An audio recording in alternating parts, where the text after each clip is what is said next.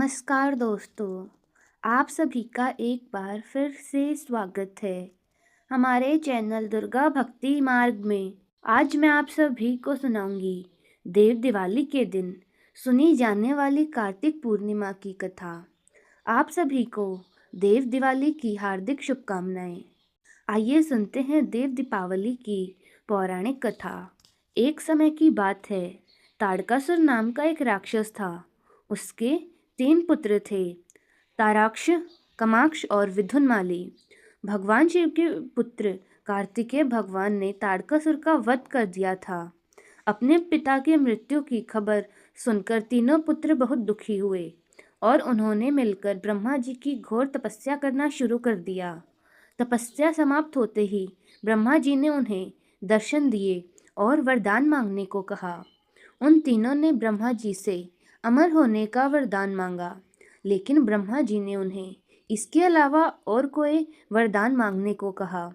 तीनों ने सोचा और इस बार ब्रह्मा जी से 3 अलग अलग नगरों का निर्माण करवाने को कहा, जिनमें वे बैठकर सारी पृथ्वी और आकाश घूम सकें।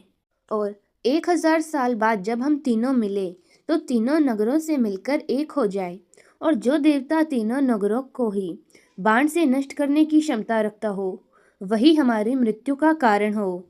तीनों वरदान पाकर बहुत खुश हुए। ब्रह्मा जी के कहने पर मैं दानव ने उनके लिए 3 नगरों का निर्माण किया। तारकाक्ष के लिए सोने का नगर, कामाक्ष के लिए चांदी का और विद्युन्माली के लिए लोहे का नगर।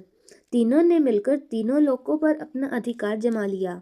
ये वरदान पाकर त्रिपुरासुर राक्षस भाइयों ने जब तीनों लोकों में हाहाकार मचा दिया और देवताओं पर अत्याचार करना शुरू कर दिया, तो उनके आतंक से त्रस्त होकर सभी देवता भगवान शिव के पास पहुंचे और उनसे सहायता की विनती की। देवताओं की प्रार्थना सुनकर भगवान शिव ने इस समस्या का समाधान निकालने का निर्णय लिया। उन्होंने एक विशेष रथ का निर्माण करवाया। इस दिव्य रथ की हर एक चीज देवताओं से बनी थी। चंद्रमा और सूर्य इसके पहिए बने।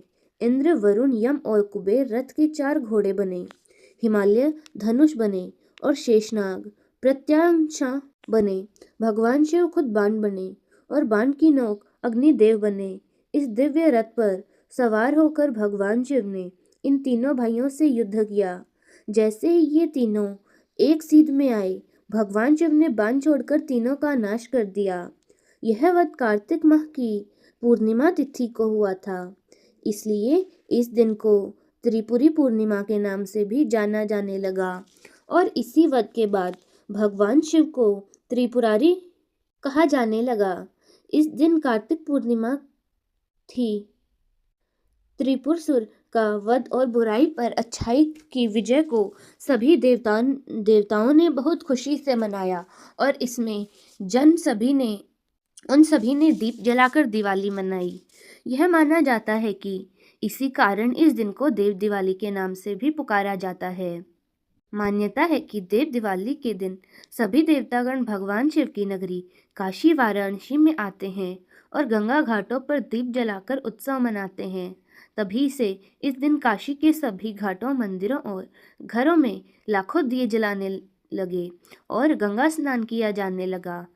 यह भी कहा जाता है कि भगवान विष्णु 4 माह के लिए योग निद्रा में जब लीन हो गए थे और फिर कार्तिक शुक्ल एकादशी को जागे, उनका विवाह तुलसी से हुआ था। और इसके बाद भगवान विष्णु के योग निद्रा से जागने पर प्रसन्न होकर सभी देवताओं ने पूर्णिमा को लक्ष्मी नारायण की महाआरती की, दीप प्रज्वलित किए और खुशियां मनाई। इस साल देव दिवाली का त्योहार 5 नवंबर को मनाया जाएगा। देव दीपावली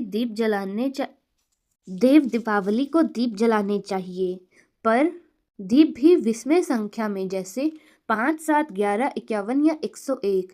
यह संख्या शुभ मानी जाती है। आप अपनी सुविधा के अनुसार कोई भी संख्या चुन सकते हैं। इस दिन तुलसी के पास भी दीपक जलाएं। अन्य स्थान जैसे घर के मुख्य द्वार, अपने घर के आंगन में, पूजा स्थल पर, ईशान कोण में भी दीपक जलाना शुभ माना जाता है। इस दिन स्नान करने के बाद घर में गंगा जल का छिड़काव करें। फिर भगवान शिव, भगवान विष्णु, माता लक्ष्मी जी की पूजा करें। उनके लिए शुद्ध देसी घी के पकवान बनाएं, भगवान को फूल माला पहनाएं और मिठाई, फल आदि का उन्हें भोग भी लगाएं। तो यह थी आज की पूरी जानकारी और कथा। आपको कैसी लगी? कमेंट्स में ज़रूर बताएं। धन्यवाद।